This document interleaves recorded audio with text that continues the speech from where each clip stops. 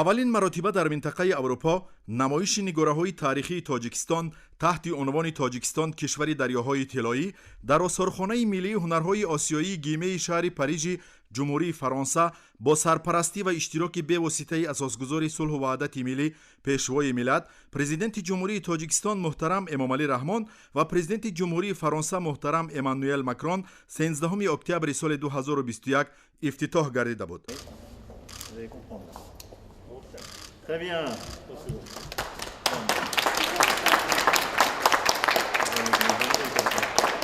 дар муддати 3 моҳ таъриху тамаддуни ғанӣ, мавзеъҳои таърихӣ, осори фарҳангию ҳунармандии қадимӣ, санъати нотакрори миллати шарафманди тоҷик ва дастовардҳои замони соҳибистиқлолӣ бори дигар ба ҷаҳониён муаррифӣ гардид.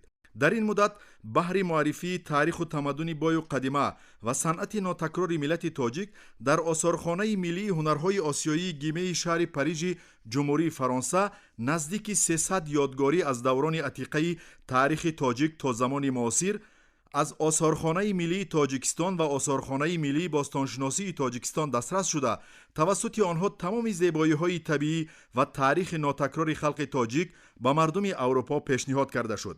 ҳамчунин дар намоишгоҳ осори гаронбаҳои таърихи ниёгони миллати тоҷик аз осорхонаи британияи кабир ки бо номи хазинаи амударё маъруф аст ба намоиш гузошта шуда буд.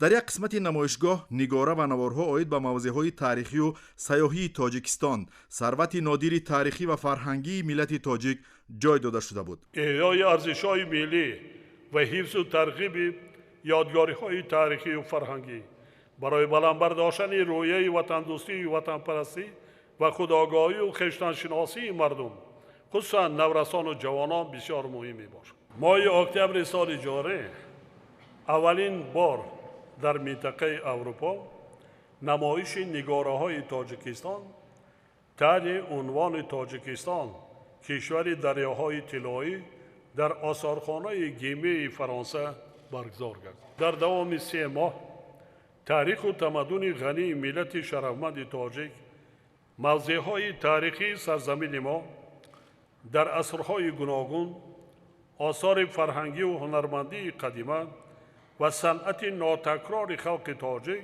ба мардуми аврупо муаррифӣ мегардад. миллати тоҷик тамаддунофар буда дар таърихи умумии инсоният мақоми шоистае дорад.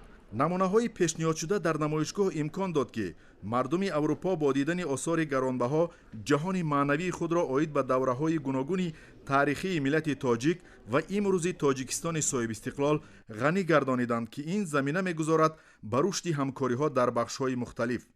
хусусияти хоси намоишгоҳ дар он аст ки осори ба маъраз гузошташуда аз ҳудуди имрӯзаи ҷумҳурии тоҷикистон бозёфт гардидаанд. фарҳанг ҳамчун омили асосии тарбияи маънавию ахлоқии ҷомеа ва муаррифгари таърих пас аз соҳибистиқлол гардидани ҷумҳурии тоҷикистон таҳти таваҷҷӯҳи бевоситаи роҳбарияти давлат ва ҳукумати ҷумҳурии тоҷикистон қарор дошта дар ин даврон вобаста ба рушд ва ҳифзи таъриху фарҳанг ва тамаддуни миллати кӯҳанбониёди тоҷик иқдомоти зиёде амалӣ гашт. дар замони муосир махсусан дар шароите ки бархурди тамаддунҳо ва арзишҳои гуногуни фарҳангӣ то рафт шиддат мегирад, омӯзиши амиқи таърих ва тарғибу ташвиқи мероси ғании таърихию фарҳангӣ яке аз роҳҳои тарбияи таҳаммулпазирӣ мебошад. воқеан таърихи қадимаи халқи тоҷик ва мероси гаронбаҳои моддиву маънавии гузаштагони мо аз ҷумла ёдгориҳои таърихӣ бузургтарин мактаби худшиносӣ барои ҳар як фарди ҷомеа, махсусан наврасону ҷавонон аст. мардуми мо аз замонҳои қадим то ба имрӯз ба оину суннатҳои миллӣ ва арзишҳои аҷдодии худ арҷ гузошта барои эҳёву ғановатманд гардонидани онҳо ва дар миёни аҳли ҷомеа густариш додани маросиму ҷашнҳои бостонии хеш пайваста саъю талош менамоянд. мавриди зикр аст ки робитаҳои фарҳангии тоҷикистон бо фаронса дар баробари дигар соҳаҳои ҳамкорӣ бар пояи меъёрҳои байналмилалӣ ва эътирофи манфиатҳои ҳамдигар асос ёфта дар ҳоли рушди мунтазам қарор доранд. баргузор намудани намоишгоҳ дар осорхонаи миллии ҳунарҳои осиёии гемаи шаҳри парижи фаронса низ дар доираи таҳкими муносибатҳои ҳамкории ду кишвар дар бахши фарҳанг роҳандозӣ гардида, ин тадбири нек ба тавсияи минбаъдаи ҳамкориҳо мусоидат мекунад, ки ин сарчашма мегирад аз ташаббусҳои некбинонаи асосгузори сулҳу ваҳдати миллӣ, пешвои миллат, президенти ҷумҳурии Тоҷикистон муҳтарам Эмомалӣ Раҳмон ва президенти ҷумҳурии Фаронса муҳтарам Эммануэл Макрон. хуш омадед ба Париж, президенти муҳтарам Эмомалӣ Раҳмон. хушнудам, ки имрӯз ҳамроҳ бо шумо намоишгоҳи Тоҷикистон дар сарзамини дарёҳои Тиллоиро дар Музеи Миллии ҳунарҳои осиёӣ, Музеи Гиме дар маркази пойтахти мо тамошо кунам. ин намоишгоҳ дастоварди заҳмати чандинсолаи бостоншиносону музейгардонҳои тоҷику фаронсавӣ аст. ман бо ифтихор ин кори муштараки ду кишвари моро табрику таҳният мегӯям. баргузории силсилаи чорабинҳои фарҳангии дирӯзу имрӯз дар маркази фарҳанги аврупоии шаҳри Париж барои мо рӯйдоди муҳим ва хотирмон мебошад. масо рамзист, ки онҳо ба давраи таҷлили 30-умии солгарди истиқлоли давлати ҷумҳурии Тоҷикистон рост омаданд. тавре маълум аст, тоҷикон миллати тамаддунофару фарҳангӣ буда дар таърихи башарият ҷойгоҳи муносибе доранд. албатта давраи давлатдории навини тоҷикон дар муқоиса бо таърихи беш аз 6000 солаи халки кӯҳанбунёди тоҷик ва анъанаҳои ватандориву тамаддунсозии он муддати чандон тӯлонист. аммо барои мардуми шарафманди мо муҳим он аст, ки ин давра марҳалаи санҷиши таърихӣ, такмили худшиносиву худогоҳии миллӣ, ҳифзи марзубун ва умуман мавҷудияти давлату миллат, таъмини сулҳу субот ва эҳёи давлатдории миллӣ мебошад. дар замони муосир, махсусан дар шароите ки бархурди тамаддунҳо ва арзишҳои гуногуни фарҳанги тораф шиддат мегирад, омӯзиши амиқи таърих ва тарғибу ташвиқи мероси ғании таърихию фарҳангӣ яке аз роҳҳои тарбияи таҳаммулпазирӣ мебошад. воқеан таърихи қадимаи халқи тоҷик ва мероси гаронбаҳои моддию маънавии гузаштагони мо, аз ҷумла ёдгориҳои таърихӣ, бузургтарин мактаби худшиносӣ барои ҳар як фарди ҷомеа, махсусан наврасону ҷавонон аст. мардуми мо аз замонҳои қадим то ба имрӯз ба оину суннатҳои миллӣ ва арзишҳои аҷдодии худ арз гузошта, барои эҳёву ғановатманд гардонидани онҳо ва дар миёни аҳли ҷомеа густариш додани маросиму ҷашнҳои бостонии хиш пайваста саъю талош менамояд. таърихи ЮНЕСКО ва Тоҷикистон ин таърихи мероси моддӣ ва ғайримоддӣ аст, ки пайдоиши онҳо бо инсоният ва бо шаҳри бостонии Саразм алоқамандии зич дорад. Саразм шаҳри истисноӣ ва бебаҳо на танҳо барои Тоҷикистон, балки барои тамоми башарият мебошад. зеро маҳз дар Саразм аввалин шаҳракҳои аҳолинишин дар қораи Осиёи марказӣ 5500 сол пеш дар ҳудуде ки ҳамеша дар минтақаи геостратегии Осиёи марказӣ буд ба вуҷуд омаданд. бо вуҷуди ин, он инчунин ба ман манзараи бошукӯҳи кӯҳҳои Помирро хотир нишон мекунад, ки ҳанӯз соли 2013 ба феҳристи мероси ҷаҳонӣ шомил гардиданд. ин роҳҳои роҳи абрешим, кӯҳҳо, маҳалҳои диданбоб, онҳо мисли ҷавоҳироте ҳастанд, ки бояд нигоҳ дошта шаванд, интиқол ёбанд ва то ҷаҳониён аз онҳо дарак ёбанд. طبق اطلاع هر ماه از نمایش نگاره‌های تاریخی تحت عنوان تاجیکستان کشوری دریاهای طلایی در آثارخانه ملی هنرهای آسیایی گیمه شهر پاریژ جمهوری فرانسه 12-13 هزار نفر ساکنان جمهوری فرانسه و دیگر کشورهای اروپا دیدن می‌کردند. هر نفری که از نمایش مذکور دیدن نمود با خوبی پی برد که جمهوری تاجیکستان کشوری برای سیاحی جالب بوده، در برابر میراث غنی تاریخی و فرهنگی و ذخیره‌های طبیعی خود اینچنین ظرفیت واقعی برای جلب تعداد زیادی سیاحان خارجی نیز دارد. من می‌خواستم شمایان را از یک گوشه این نمایشگاه شناس کنم. آن بازیافت نادرترین که می‌بینید تاریخ 5500 ساله و آن به شهرک قدیمه سرازم تعلق دارد. من والری زالسکی، نگاهدارنده کلکسی‌های چین ва Осиёи Марказии осорхонаи ҳунарҳои осиёӣ ГИМЕ мебошам, ки то ин дам ҳамзамон ба ҳайси комиссари намоишгоҳи нигораҳои таърихии Тоҷикистон фаъолият намудам. ҳадаф аз кори ман ин интихоб ва ҳуҷҷатгузории нигораҳо, таҳияи аксҳои онҳо, сипас дар ин асос коркарди тамоми маводи зарурӣ бо шумули хронология, мақолаҳои муаллифон, тақсимоти матнҳо, библиография, харитаҳо, консепсияи илмию амалӣ барои тартиби каталог буд, ки ҳамаи инро дар ҳамоҳангӣ ва роҳбарии умумии директори осорхона хонум Софи Макариё анҷом додем.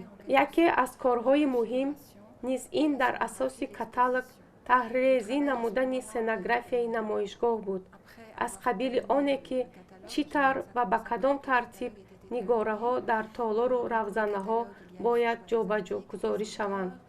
дар маҷмӯъ корҳои мушаххас ва ба тафсили зиёде буданд, ки мо бо коршиносони осорхона ва дар ҳамкорӣ бо шарикони тоҷики хеш онро муваффақона ба сомон расонидем.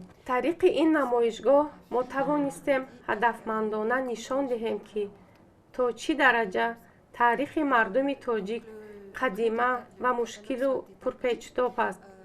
қадима будани он бо рушди тамаддуни нахустини шаҳрӣ дар Осиёи Марказӣ дар мисоли шаҳраки қадимаи Саразм собит гардидааст.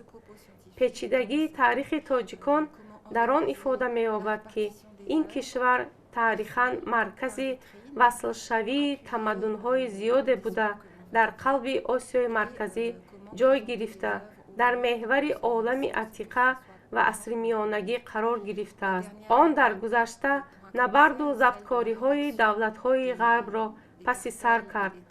оғоз аз ҳахоманишиҳо ва юнони Искандари Мақдунӣ то давлати Сосониён, сипас арабҳо ва аз шарқ аз тарафи муғулҳову сакоиҳо ва кушониён мавриди фатҳ қарор гирифта буд. қадима будани он бо рушди тамаддуни нахустини шаҳрӣ дар Осиёи Марказӣ дар мисоли шаҳраки қадимаи Саразм собит гардидааст.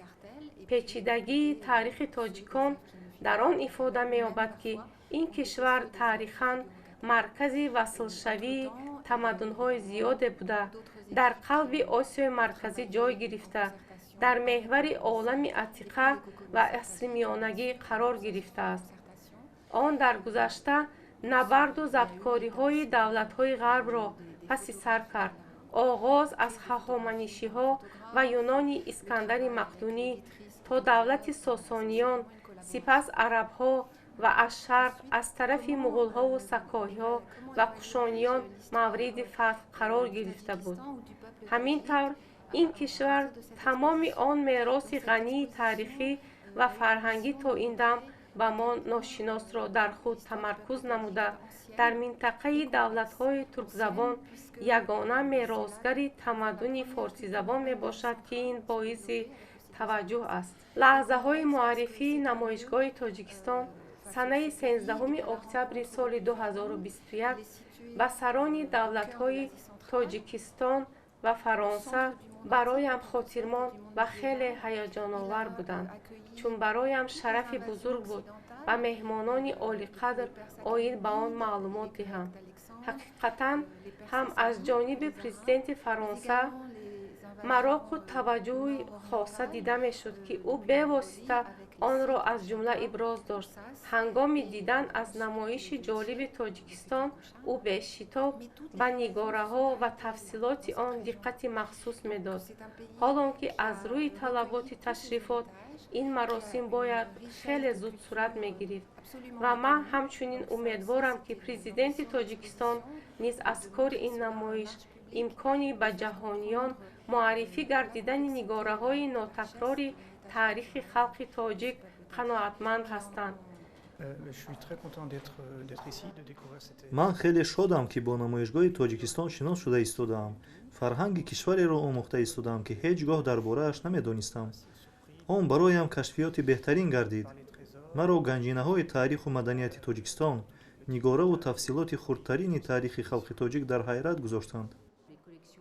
пеш аз ҳама ҳавасмандии ман барои дидан кардан аз ин намоишгоҳ дар осорхонаи санъатии осиёии гиме, ин шавқмандии ман ба коллексияҳои ин осорхона мебошад. ин осорхонаи дӯстдоштарини ман дар Париж аст. аз ҷиҳати дигар, ман дар нафақа ҳастам, вақти зиёде дар ихтиёр дорам ва шунавандаи курсҳои донишгоҳи Пантеон, Сорбон ва осорхонаи Лувр мебошам. ва дар доираи ин курсҳо ман ба давраи эллинистӣ, аҳди Искандари Мақдунӣ таваҷҷӯҳи хоса зоҳир дорам. ва дигар ҷанбаи ҷалбкунанда он аст, ки ман оид ба ин минтақа маълумоти кофӣ надоштам. тавре яке аз гӯшаҳо зикр гардида буд, Тоҷикистон давлати навбунёд аст, ки оғози солҳои 90-уми асри гузашта мустақил гардид ва аз ин рӯ ман мехостам аз таърихи он дар робита ба бахшҳои боиси таваҷҷӯҳам воқиф гардам. ҳамин ҳастанд ҷанбаҳои ҳавасмандии ман ба ин намоишгоҳи фавқулода зебои Тоҷикистон, ки ба ман хеле писанд омад. рӯзе ҳатман аз кишвари шумо дидан хоҳам кард. Bonjour, je suis venue au musée Guimet accompagnée d'une amie qui m'a parlé. ман ба осорхонаи Гиме ҳамроҳи дӯстам омадам, ки намоишгоҳи Тоҷикистонро ба ман тавсия дод, кишваре ки ман онро на он қадар хуб медонистам. ҳоло хеле хушнудам ва як олам таъссурот бардоштам, ки бо тамоми бойгарии таърихӣ ва нигораҳои ҷолиб ошно шудам, хусусан давраҳои гуногуни таърихи халқҳои маскуни минтақаҳои давлати шумо. бароям ҳамаи ҷанбаҳои намоишгоҳи Тоҷикистон хело маъқул шуданд. он хело зебову муҳташам аст. ман албатта агар боз дар ин мавзӯъ дигар намоишҳо шаванд, аз онҳо дидан хоҳам кард. таърихи кишвари шуморо беҳтар хоҳам омӯхт.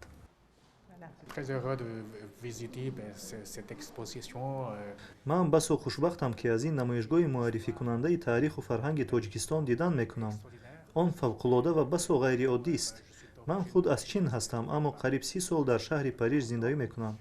ман таърихи Чин ва Осиёи Марказиро омӯхтам ва бароям ҳамеша қобили таваҷҷӯҳ аст, ки оид ба таърихи Тоҷикистон, ҳамсоякишвари хеле наздики Чин, иттилои бештаре пайдо кунам.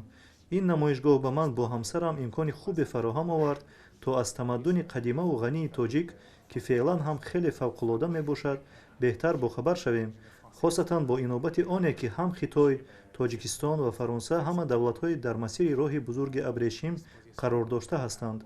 ташаккури зиёд барои ташкили чунин як намоишгоҳи беназир оид ба Тоҷикистон. салом, ман Ҷоэл Деперие, шаҳрванди Англия ҳастам. ин намоишгоҳи Тоҷикистон хеле ҷолибу завқовар аст. хеле хуб коркард ва таҳия гардидааст, ки бо нигораҳои пурҷалол ба намоиш гузошта шудааст. барои ҳамаи онҳое, ки китоби Питер Франкопенро оид ба роҳҳои нави абрешӣ мутолиа кардааст, хеле ҷолиби таваҷҷӯҳ аст, ки кулли ин нигораҳоро дидан намоянд. фарҳангу динҳо ва забонҳои гуногун дар ин қисмати фавқулодаи ҷаҳон ба ҳам васл ва омехта шуда, таърихи ҳокимияту фаъолияти пайдарҳами сулолаву мамлакатҳои мухталиф хеле диққатҷалбкунанда аст ва дидани маҳсули захираҳои табиӣ, тилло, сангҳо ва металлҳои қиматбаҳо, ки дар ин минтақа молики он буд, ҳамаи он ашёву маснуоти зебое, ки коркард мешуданд, қасрро дар тааҷҷуб мегузорад. хусусан дар он давраҳои сулолаҳои пайҳам оянда ва ҷангу набардҳои он марҳилаҳои таърихӣ. зебогӣ ва такмили он нигораҳо, ҷавоҳирот ва ороишоти истеҳсолшуда беҳамто ҳастанд. масалан, теғу табар ва асбобҳои ҷангӣ. ҳақиқатан намоишгоҳи ҷаззобу бемислест, ки дидан аз он вақти зиёдеро талаб хоҳад кард. ба ҳаматон дидан аз онро тавсия медиҳам. ман Катя Моле, мудири шуъбаи намоишгоҳҳо ва барномарезии осорхонаи Гиме ҳастам. намоишгоҳи Тоҷикистон дар осорхонаи ҳунарҳои осиёии Гимеи шаҳри Париж аллакай қариб 8 сол мешавад, ки ташаббуси баргузории он дар давраи роҳбарии ин осорхона таъин шудани хонум Софи Макариё ба миён омада буд. хушбахтона, инак шумо шоҳиди доиршавии ин намоиши бесобиқа дар давоми 3 моҳи охир ҳастед. шумораи ташрифовардагон ба намоишгоҳи Тоҷикистон хеле зиёд аст. фаронсавиён ҳамакнун мероси таърихии халқи тоҷикро, ки дар гузашта оид ба он иттилое надоштанд, дарк намуданд, фарҳанги дигар, тамаддуни наверо барои худ кашф карданд. хосатан барои ин мақсад мо боз рӯзи Тоҷикистонро дар муассисаамон барпо намудем ва ман фикр мекунам, ки ҷомеаи тоҷик аз он қаноатманд аст, ки осори гаронбаҳои таърихию фарҳангии он берун аз ҳудуди Тоҷикистон дар арсаи Аврупо ва умуман ҷаҳон муаррифӣ гардид. вобаста ба таҷрибаи ҳамкорӣ, ман якуни мо дар Тоҷикистон қарор доштам ва бо шарикони тоҷики хеш мо машғули бастабандӣ, сипас интиқоли нигораҳои таърихӣ аз кишвари шумо ба Фаронса будем. мамлакати шумо беҳад сарзамини биҳиштосову мардумаш меҳмоннавоз, соҳиби осори нестандарҷаҳон аст. маро тоҷикон хеле хушпазироӣ намуданд. ҷумҳурии Тоҷикистон дар Осиёи Марказӣ дорои беҳтарин ва бештарин имконият барои рушди сайёҳӣ буда, мувофиқи рейтинги ҷаҳонии мамлакатҳо дар қатори кишварҳои ҷолибтарин барои боздиди сайёҳон ва мувофиқи таҳлилҳои Созмони Умумиҷаҳонии сайёҳии Созмони Милали Муттаҳид, кишвари пешсафтарин дар самти сайёҳии рушдёбанда ворид гардидааст.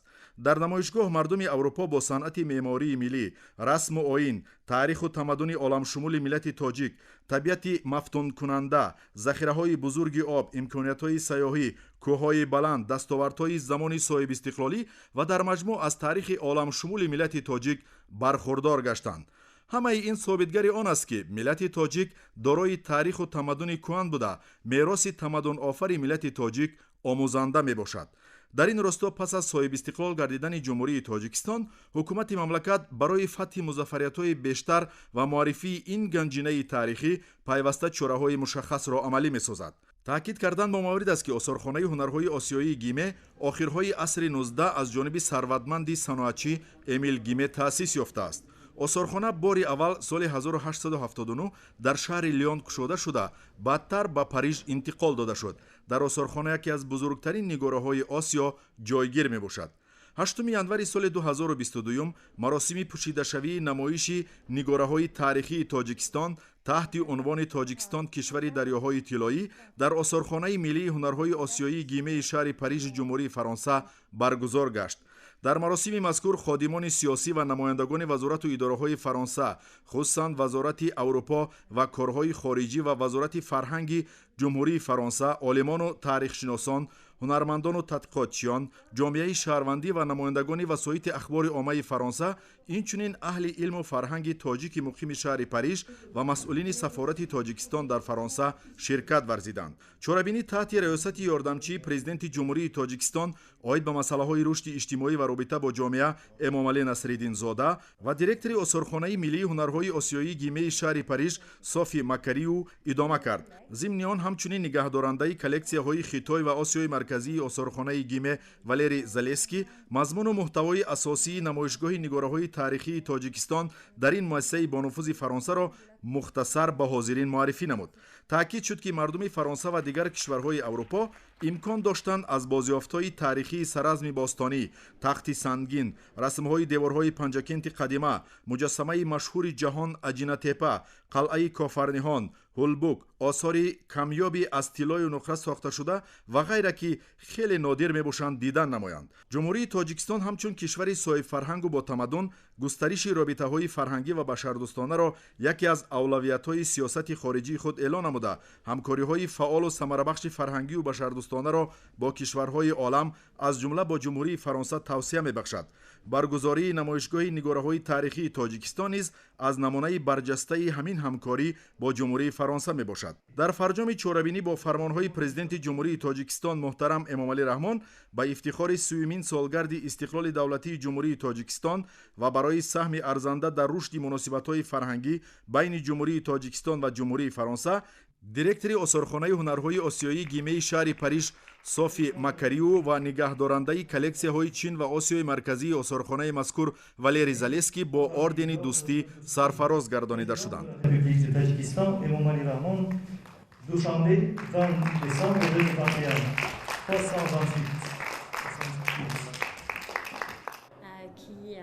маросими пӯшидашавии намоишгоҳи нигораҳои таърихӣ таҳти унвони тоҷикистон кишвари дарёҳои тиллоӣ ба анҷом расид, ки маҳсули солҳои тӯлонӣ ҳамкорӣ бо ҷониби тоҷикистон буд ва барои шахсан ман ва ҳамкорам Валерий Залесский боиси шарафмандиву ифтихори бузург буд, ки бо фармони президенти ҷумҳурии Тоҷикистон муҳтарам Эмомалӣ Раҳмон мо бо мукофоти олии давлатӣ ордени дӯстӣ сарфароз гардонида шудем ва бо истифода аз ин фурсати муносиб мехостам ба ҳукумат ва мардуми Тоҷикистон табрикот ва таманниёти самимонатарини хешро дар роҳи рушди кишварашон ба муносибати соли нави мелодӣ расонам. мутмаинам, ки дар оянда боз ҳам теъдоди борҳо бештари сайёҳон аз сарзамини биҳиштосои шумо дидан хоҳанд кард. барҳақ бароям ин як лаҳзаи хело фаромӯшнопазир ва боиси ифтихор аст, ки бо ордени олии Тоҷикистон шарафёб гардидам. ман ҳатто тасаввур надоштам, ки рӯзе лоиқи сазовори чунин мукофоти воло хоҳам гашт. албатта мо хушнуд аз онем, ки намоиши мазкур маҳсули ҳамкориҳои солҳои зиёд ҷараёндошта миёни кишварҳоямон гардид. натиҷаи мантиқии шарикии муассири тоҷикону фаронсавиён ҷиҳати тадқиқоти илмию археологӣ ва таърихшиносӣ гашт. умедворам, ки намоишгоҳи Тоҷикистон ба ҳадафу вазифаҳои худ оид бар аъло нишон додани самараҳои корҳои анҷомёфта ва ошно сохтани кишвари зебоманзару соҳибтамаддуни шумо ба ҷомеаи Фаронса ва Аврупо расид. ин намоишгоҳ мутаассифона ба охир расида истодааст, аммо умед дорам, ки он бо татбиқи нақшаву ормонҳои роҳбарияти кишваратон дар дигар давлатҳо низ идома хоҳад ёфт ва итминон дорам мардуми Фаронса ва Аврупо дар маҷмӯъ бинобар ин чорабинӣ, ки онро як нав роҳнамоии сайёҳон номидан мумкин аст, дар оянда ба Тоҷикистон сайёҳатҳои зиёде хоҳанд кард. аз фурсати муносиб истифода бурда бори дигар шахсан миннатдории хешро ба президенти кишвари дӯсти Фаронса муҳтарам ҷаноби олӣ барои сарфароз гардонидан бо ин мукофот изҳори сипос намоям. намоишгоҳ ва як силсила чорабиниҳои оммавию фарҳангӣ, ки дар маркази фарҳанги аврупо шаҳри Париж баргузор шуд, дар замони ҷаҳонишавӣ ва бархурди тамаддунҳо иқдоми бузургу саривақтист. зеро нафароне, ки ба ин чорабиниҳо ташриф оварданд, тоҷикистонро ҳамчун сарзамини мардуми соҳибмаърифату меҳмоннавоз, кишвари меваҳои шаҳадбор, соҳиби иқлими ҷолибу боду ҳавои тоза, дорои манзараҳои зебои табиат, кӯҳҳои осмонбӯс, пиряхҳои азим, обҳои шифобахш, кӯлҳо ва чашмаҳои оби мусаффо, ҳайвоноту наботот ва урфу анъанаҳои мардумии нотакрор ва макони беҳтарин сайру саёҳат дарёфтанд, ки ин замина мегузорад ба бедор намудани завқу таваҷҷӯҳи ташрифоварандагон ба омӯзиши фарҳанги тоҷикон ва дидан аз сарзамини бииштосои Тоҷикистон.